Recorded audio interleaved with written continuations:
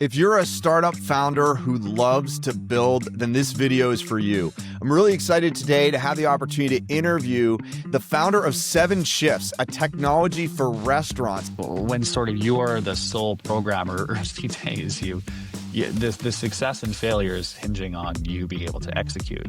To help really handle scheduling and to make sure restaurant owners are getting the most out of their labor efforts. The challenge we have now is there's such a magnitude of growth that's happened within the space, and it's impacting several departments. I have today with me Jordan Boesch, founder of 7 Shifts. Jordan, thanks so much for being here. Thanks for having me, John. Excited to chat. Absolutely. Well, good. Well, I really want to dig into your story. We've just had the opportunity to get to know each other recently, and it's just been really inspiring to hear your story and some of the things that you've been doing. Maybe for everyone who's just joining, tell us a little bit about your background as a founder and 7 Shifts and what that company's about. Sure. My background was a bit unconventional. I worked for my dad at some Quiznos restaurants that he ran when I was a kid, and I didn't know anything about programming at the time. In fact, I was big into gaming. So I had just at that moment got into building websites for some of my teams within the games. And so I was learning a little bit about how to code. And then when I was working for my dad in his Quiznos stores, I noticed that it was really challenging for them to schedule and communicate with their staff. So I thought, well, I could use my recently trained programmatic skills to try and build something that could try and help him solve some of these pain points. And the first iteration was very, very rudimentary. It was essentially me trying to learn how to build something that he could upload an Excel spreadsheet to, which was the schedule, and staff could all log into this public website using some credentials and download the spreadsheet.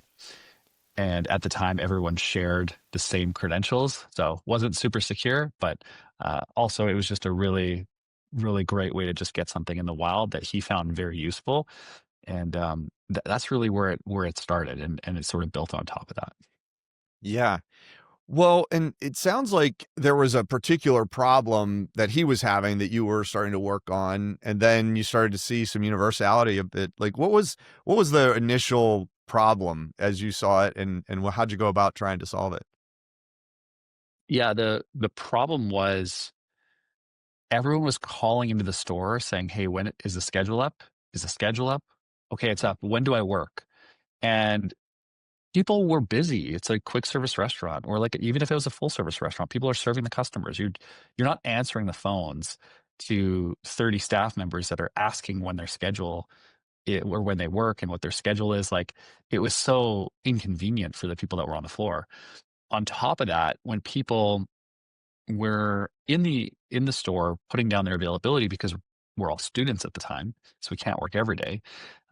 People are leaving sticky notes for my dad on the computer monitors. Like, I can only work Friday and Monday, and these are the times. I have hockey this day. And like, so he had sticky notes everywhere. He had people calling into the store. He had people calling him constantly to trade shifts. And he was like, sure, you find someone, like, you can do it. Wait, is that person junior? We can't really have that person on the floor. You're more senior. So there's all this kind of headache on top of my dad just trying to run his business. And it was seemingly like pretty unnecessary, I felt, and I felt like I could have an impact on that if I could solve some of this for him. But after that, it was really I released it more publicly, and more people started finding this product, and so I started iterating on it. I worked full time. Actually, I went away to school in Ottawa. I still was chipping away at 7 Shifts on the side. I'd finish school, go back to my dorm room and kind of chip away at it. I then got a full-time job after school and at a web agency building websites. And then I would build it, and then I would sort of go home and take the knowledge that I learned at these web agencies and different frameworks they were using, and I would incorporate them in building and evolving 7 Shifts. So I was always working on it. And I remember my first paying customer outside of my dad was an A&W location in somewhere in British Columbia here in Canada. And it was exciting. Someone was paying me that wasn't a family member, and it was the moment that I knew that this could be something much bigger. Yeah. Well, it sounds like you really found that product market fit in that moment, that this wasn't just a personal solution for, your dad's business, but something that was going to be useful for others as well.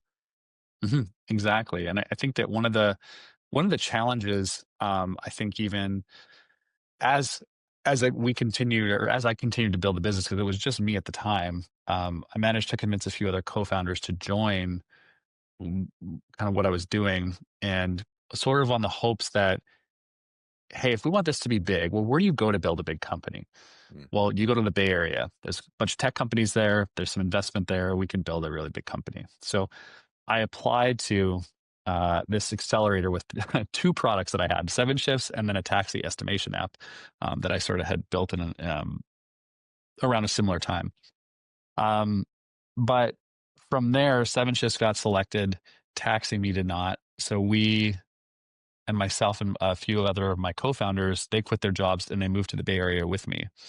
And we went through this tech accelerator. And we got to work alongside some really great teams, learn a lot, and just see the pace in which innovation takes place there. And I still think it's just unprecedented. Like, I haven't worked in an environment that, people are just grinding around the clock, like hopping on calls, trying to close deals. Like, it's just an absolutely, um, it's unparalleled. There's so much energy and so much hustle and drive, and it's easy to see why this ecosystem produces so many large outlier companies.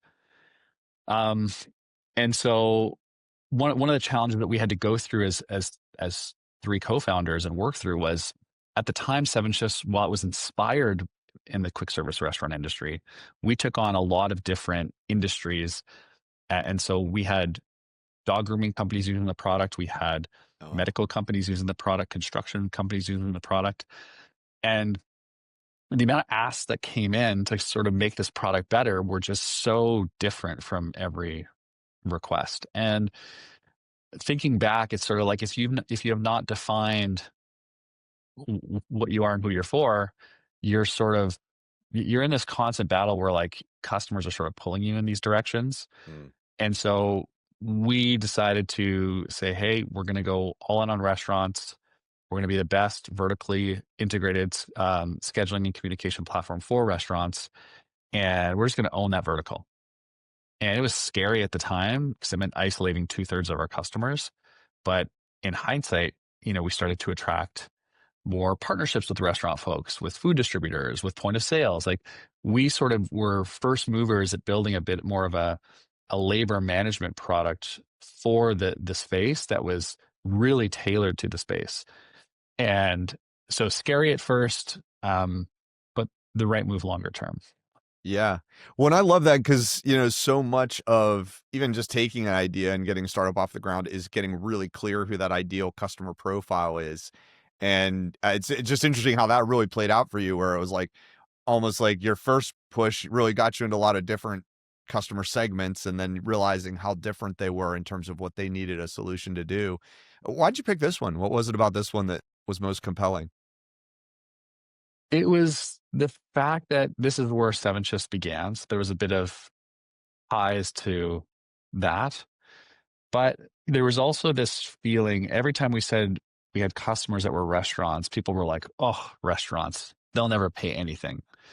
And I just thought that was so interesting because, one, that was true at the, like, it's restaurants are a very low margin business. And so you need to deliver a product that executes extremely well against what their core problems are for them to decide to pay you money for it. And so it was from this, like, feeling that nobody wanted to go after that industry and serve it, that I was like, well, there's the opportunity. The opportunity is where nobody's serving and nobody wants to serve.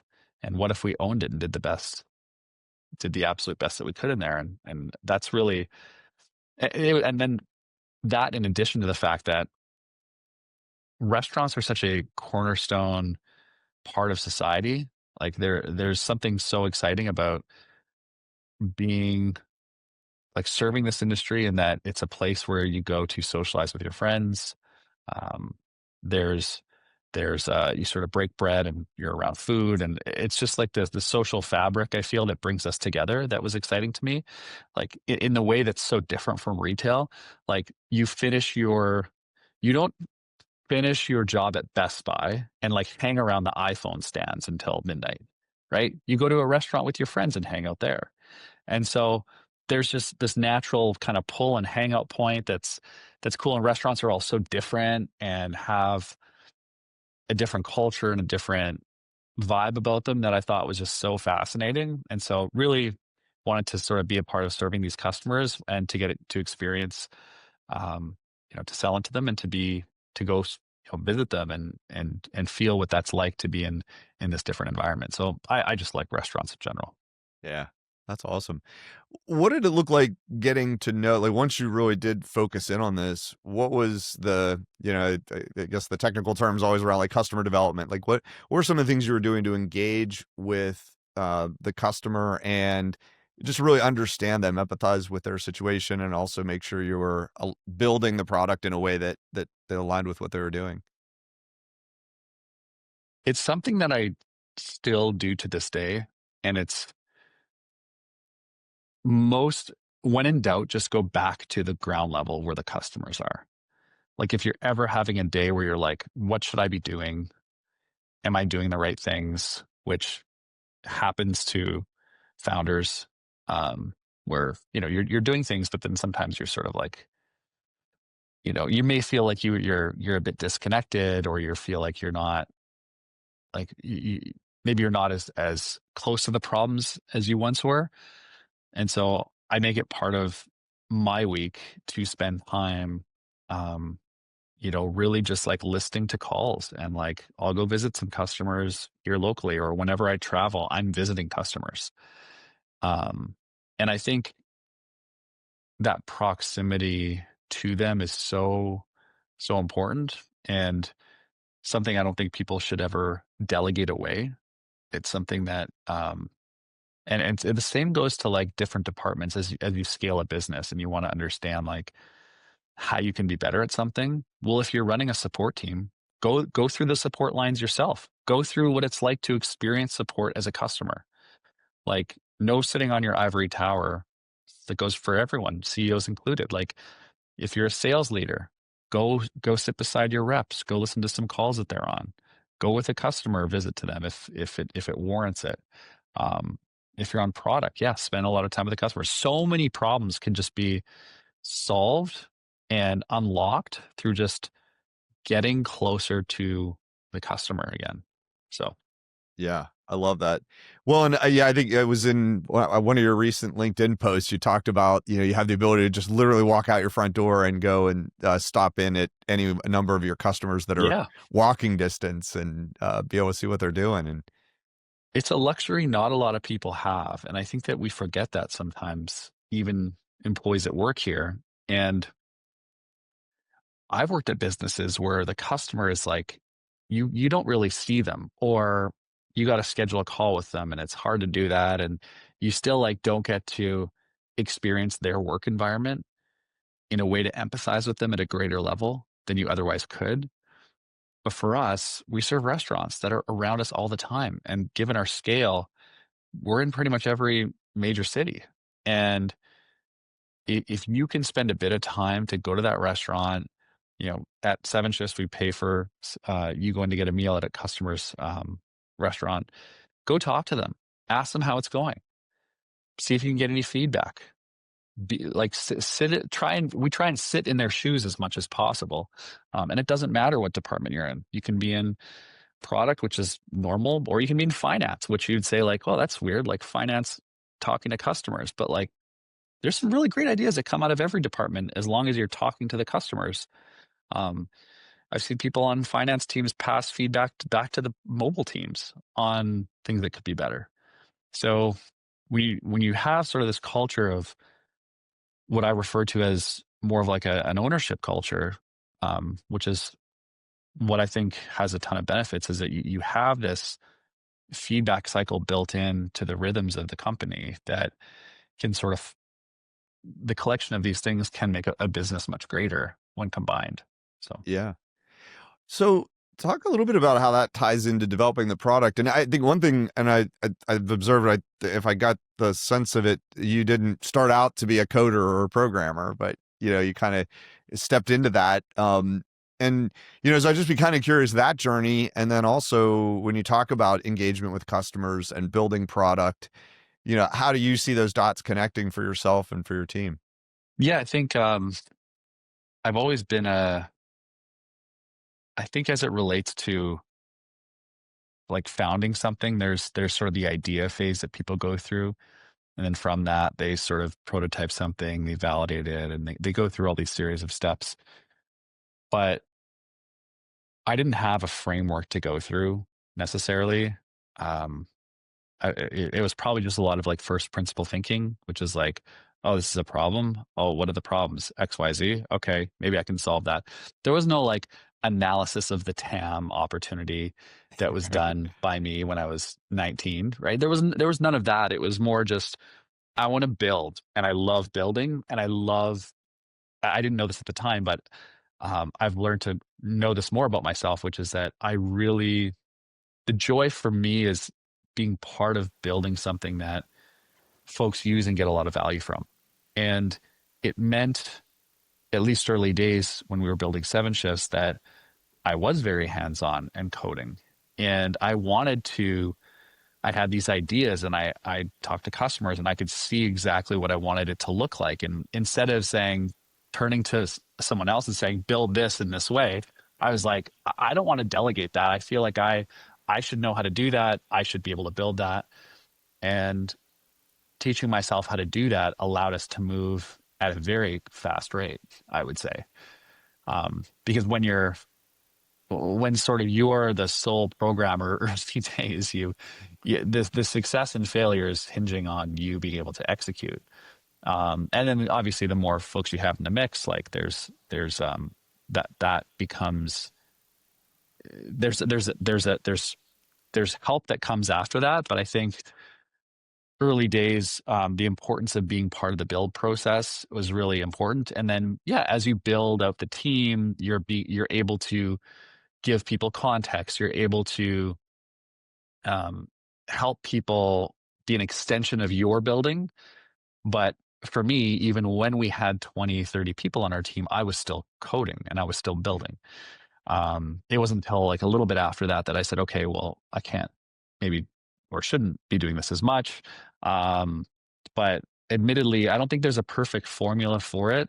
I mean, look at Shopify, look at how big that Yeah. company is. Like Toby, their CEO, like he's committed code, he's still sort of remains pretty plugged in. I'm not sure how much exact coding he does within the Shopify ecosystem, but he did for a while they were a public company and he was quite involved. So I don't think that there's hey, you're of this scale, you got to stop building. I think it's what are your strengths and where can you add the most value to the business? And does that align with what you want to do? And if those two things are true, like it would add substantial value to the business and you enjoy it, then probably find a way to do it. And in their case, he hired Harley to run a lot of the other aspects of Shopify and be the president. I think that um, yeah, so I think there is a stigma around, oh, you're of this scale, the CEO should not be doing X. I think there's enough examples out there that there is no perfect formula for what a CEO should do. It really depends on the skills that they have, that where they can add the most value to the business, and how they're able to hire around them to complement the other aspects that the business needs. Yeah. Well, and I've heard you emphasize how you feel like just the importance of the leader being directly involved and not being overly removed from what's happening in the business. Yeah, and I think that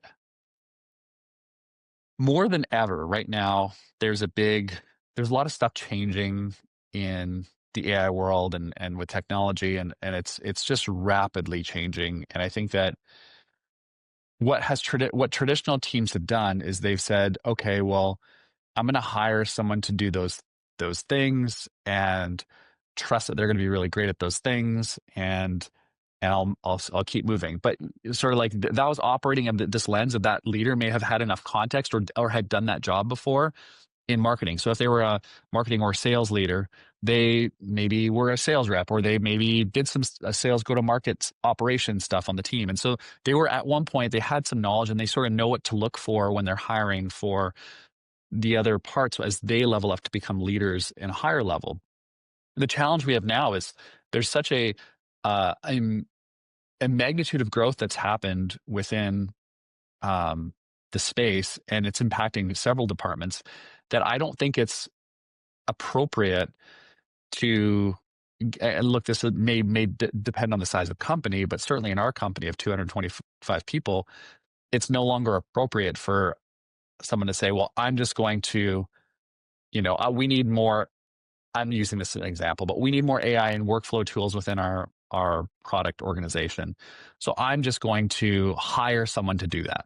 Hmm. Well, the problem is, like, you as a leader never had to do that, and you don't know what great looks like. And if you don't know what great looks like, how can you best do that? And I think that, again, because it's changing so rapidly, I encourage our leaders to stay abreast of all the changes that are happening. Like, if you're going to roll out a change and tell these teams they need to use these new AI workflow tools that are going to help them, well, have you used it? Did you go with a product manager down to the base level? Sort of like going back to the customer where they are, go to the ground level, like, use that. If that's working and it's working well and you have proof points, you're going to feel so much more confident to roll that out to the other teams and maybe even hire someone that can do that. And you don't need to be an expert necessarily, but you should know enough to be dangerous, Hmm. is my opinion. Again, things are just changing so fast. I do think that I've seen some of the leaders that are out there, and some of them that we've even hired, and the technical aptitude is just much higher. And I think that that's going to be the new bar. Yeah. Well, and since you've kind of started to hint at, a lot of this kind of this avalanche of technological change, the AI era, those kinds of things, I mean, how is that impacting your business specifically? Yeah, I think, like, everyone's business is impacted to some degree. For us, I would say we've been spending a lot more time on thinking through, like, well, what can some of this stuff impact? On one hand, um, if I look at the product world for a second, well, we could add AI based features that help our customers. That's like a customer facing product implementation of, or us using AI to implement something. Then I look at the other side, which is how can we use it to be more efficient in other departments in the entire organization? And that's where you're sort of seeing teams leverage ChatGPT or Gemini, and they're building agents to do stuff within their orgs. So I think, like, the way it's impacted our organization is it's just no longer an option be to not have some skills around this kind of stuff. Um, and we're looking at, yeah, upskilling a lot of folks on our team to get there. Because you should, like, if you're writing content without using a tool today, you're a dinosaur. Hmm. Um, and so you think of, like, content creation in general and how that plays into things like marketing, and you think of, and there's the same thing could be said for other departments as well. But um, I think defaulting to using these tools and then sort of, like, you know, person in the loop, but AI powered is sort of where I think things are headed. So I think it's impacting every business in a very similar way. And I think the learning curve is, or the change curve for some folks is steeper than others. Hmm. I am optimistic with a lot of the folks that are coming out of school, where they've taken a really keen interest to a lot of these tools. Whereas if you've been doing this for 10 years, your interest is maybe not as high. But I think the ones that, whether you've been doing this for 1 year or 20 years, the ones that I think are going to make the shift are the ones that are super keen to learn and to dive in. So, Yeah. Love that. Well, I'd like to shift a little bit. I guess no pun intended, right? 7 shifts. I'd like to just talk a little bit about growth. I mean, you mentioned you now have 225 employees. I think I read that you've close to 50,000 restaurants you're serving. Obviously, you've come a long way since the spreadsheet in your dad's Quiznos shop. Um, Talk about like what that journey was like at the point you had that product market fit. You had a product that people were excited to use and willing to pay for, but then going to like now we can bring on lots of customers, or we have a bigger team, we're growing. Like what did that process look like? What were some of the things you experienced? Um, in terms of like in terms of things we experienced as we were growing, and finding product market fit, I don't even know. Folks have asked me like, when did you know you had product market fit? And I honestly can't tell you. And maybe it's more painfully obvious to some than others, or I was just completely oblivious and heads down building. Um, but yeah, there was like the journey of focusing on restaurants, and that was a big shift. And going like a year and a bit of customers churning off our product that weren't restaurants, that could that went to the website and saw a picture of a server on the website, and we're like, what? This isn't for healthcare people. And leaving the product, rightfully so. Um, and then like partnering with different folks, point of sale and payroll providers was a really great kind of wedge into growing our channel and expanding our base. And so there was just a series of bumps along there. I would say that one of the challenges too, when we were, I think, about 40 people, was we were, I see this, actually, there was a few things that I'll maybe break up into different things I feel like teams run into as they're starting. One was when we were, I would say, probably 10 people, and we were generating sales, and we were an inbound team, and we were driving a lot of traffic through inbound, um, a lot at the time, I would say. Uh, but there was sort of this, like, at the time, this feeling of like, well, we got to open new channels. We got to grow faster. And in hindsight, and we figured it out eventually, but like, do you need, do you need a completely new channel, or do you just need to get more out of what's working? Hmm. And I feel like if I would have spent more time getting more out of what's working, it would have saved us a lot of time, instead of being like you almost have like a sprinkler going, and instead of figuring out how to make it a fire hose, you're like, well, how can I find another sprinkler in this person's yard? Or if I walk over here, like, is there something else that could like open up? But it's like, why not make that sprinkler a fire hose? And can you? Should you? Like, what would you need to invest into that to make that true?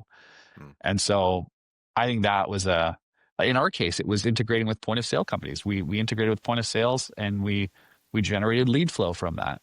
Well, we were sort of like, well, we got to look at different channels to open up. And well, why didn't we just pursue more point of sale opportunities? It worked with 3. Why don't we get 6? Why don't we get 10? Right? Until we feel like we've tapped that out. So I feel like we could have spent more time there, to really do a great job. And then at another inflection point, I would say for us that it's more of a focus thing that we got as we got bigger, which was, oh, well, we're getting these opportunities from these larger restaurants now.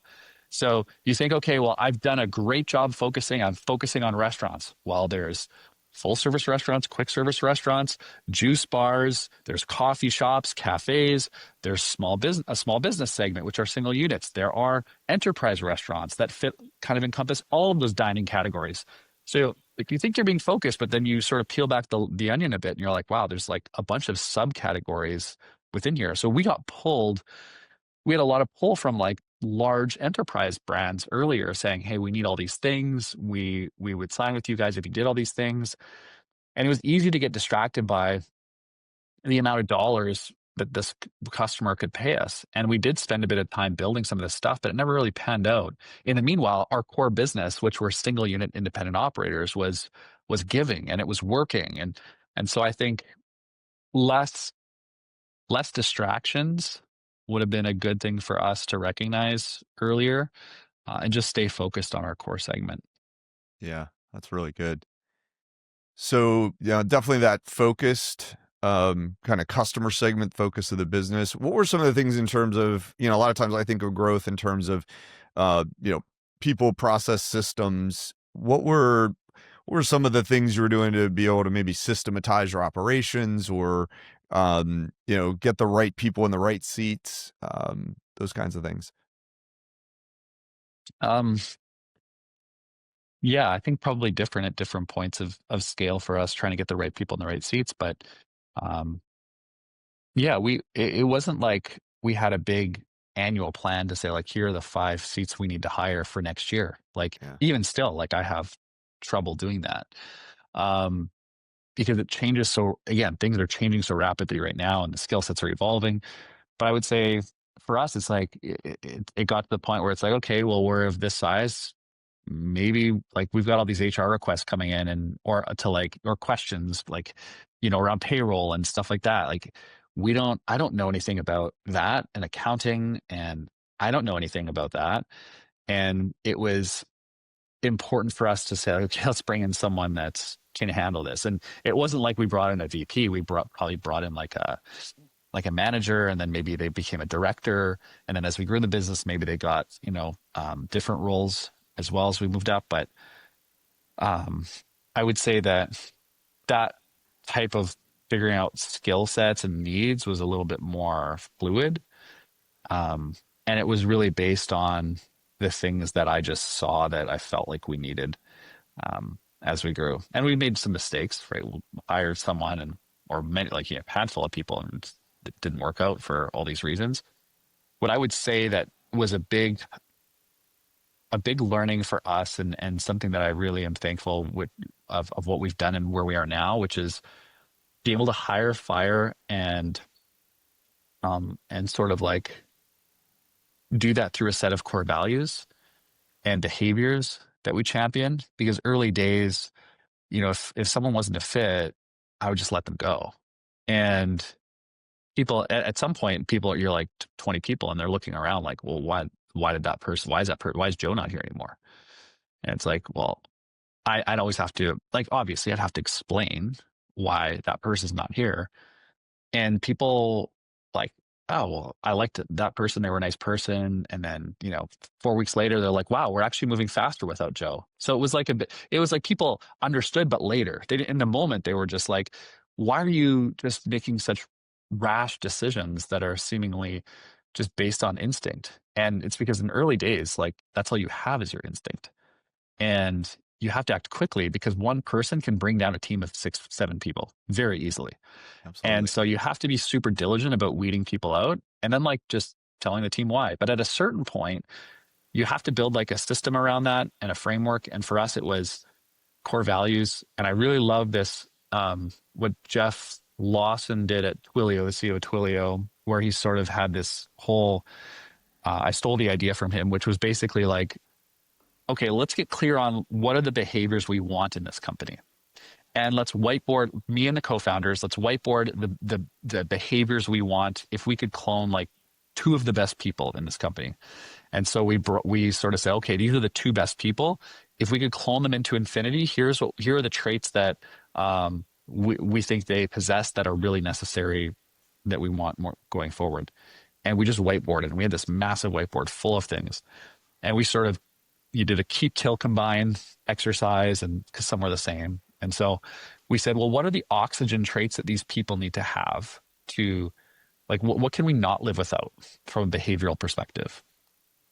And there were 5 clear standout things that we circled. And then we invited those people into the room and we said, hey, we did this exercise. We said, if we could clone 2 people, you both would be those people. And then we wrote down the traits that we love about you both. And we are going to make these our behaviors and our core values that we want to pass on to the rest of the company and be really clear about like what we're looking for. And they're like, great, that sounds awesome. And then we chatted a bit. The next day we rolled them out to the broader, org at the time, which was again, maybe 25, 30 people.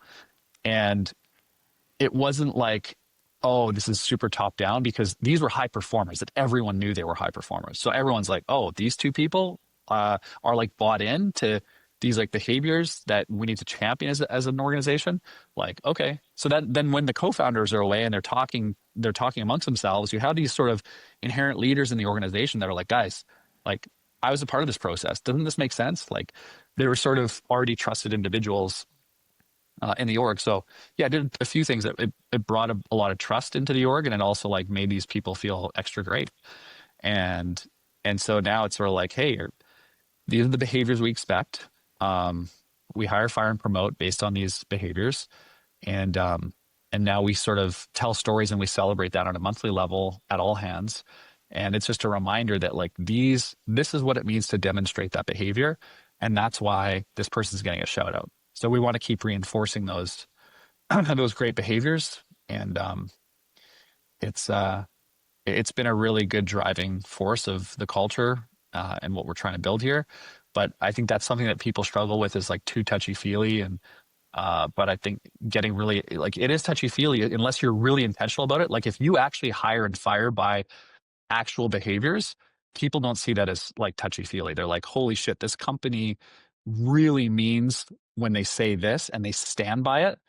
And then it sort of creates this, it creates a cult like culture, which is sort of what you want. You want to feel like it's a bit of a cult, and that a person that has the right behaviors, you attract them, and it repels the folks with wrong behaviors.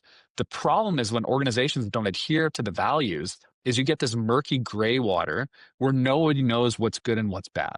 Hmm. But if you're so diligent with it, then a strong culture will repel the wrong person, I believe. Yeah, totally makes sense. So, next thing I'd be kind of interested to hear from you about is just what thriving looks like for 7 shifts. And I know that's never the like you've arrived. It's something you strive at, but it's like you achieve different levels of. And, I think a lot of startup founders would look at what you've achieved and accomplished and say, wow, you're really thriving. What do you feel like thriving looks like for you today, just organizationally, and even personally? What does it look like to thrive as a startup, as a business, as a founder? Yeah, in terms of um, thriving as a business and a founder, um, I think it's really important to find what you love, um, because at the end of the day, this is a company, and it's an entity with a bunch of smart people running it, um, and people hopefully you want to work with and learn from. But I think finding where you're most what gives you energy to thrive is really important for folks. And I've had to like recalibrate for myself in several points of our journey in terms of putting myself in a place that the business needs, but also where I thrive. And so um, I think for me, I found that I thrive being closest to product and customers. Um, look, I like sales, I like marketing, I like all the other functions, customer support, but like I don't thrive as much there, and I can't add as much value there. And so I tend to gravitate to the areas that I I get enjoyment from, and the business also needs, and sort of figuring out how that changes at different inflection points in our journey is has been a fun one for me. Yeah. Yeah, you've mentioned you really like the build aspects of things. What is it about that just that you really love and really drives you? I would say, yeah, I would say because I'm not coding as much anymore, it's just seeing the innovation that takes place with a bunch of really talented engineers and product people that gets me out of bed and keeps me motivated. Like when we do our hackathons, which are quarterly, but you get to see people build some really amazing things that help our customers that are sort of, outside of our core roadmap. And I think seeing the level of creativity and innovation just gets me so excited. Like there's some really great stuff, and it's a constant reminder that they're really smart. They're really smart people in this organization that care deeply about serving our customers and to support them in doing so. Yeah, I love that. That's awesome. Well, Jordan, this has been awesome. Thanks so much for sharing your story and joining us today. This was really interesting to hear your journey. Yeah, no, thanks for having me, John. Super excited to chat about it. Yeah, awesome. Well, before we go, I always like to ask the question, what is your favorite founder film? Yeah, there's a few I think out there in the world that are pretty common. I think the first one that comes to mind for me is, the actual movie, The Founder, the McDonald's movie with Ray Kroc, and the Steve Jobs movie is obviously a good one with Michael Fassbender. I think the thing that stood out to me, just thinking back on some of these movies, is um, obviously both like sort of visionary thinkers in their own way. Obviously, in The Founder, Ray Kroc doesn't create McDonald's, but he sort of takes a great model, systematizes it, builds in consistency, quality, and speed. And that was really important for the brand, so that if you have a McDonald's in Illinois, it tastes like the McDonald's in Tokyo, right? And I think that's just like a super cool vision to have. Um, as it relates to Steve Jobs, like, he didn't invent the computer, the smartphone, yeah, or the smartphone. Like, he built more of an ecosystem, um, and and he changed the way that people interact with all this technology, and built that repeatable system and experience for these folks. So they obviously both have this obsession over consistency and are perfectionists, and I think that I admire those traits. And I think of when we build product, like, you know, I love the passion that goes into creating great products, the same way that they're passionate about their consistency, and down to the pixel, or down to the amount of squirts that you have on a burger from for mustard and ketchup. Like, there's like a specific way to do it, and that they were maniacally obsessed with it. And I love that about those founders.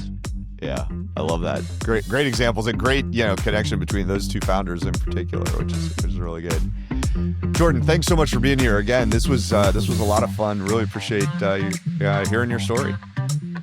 Awesome. Yeah, great chatting, John. Thank you for having me. Awesome. Keep going.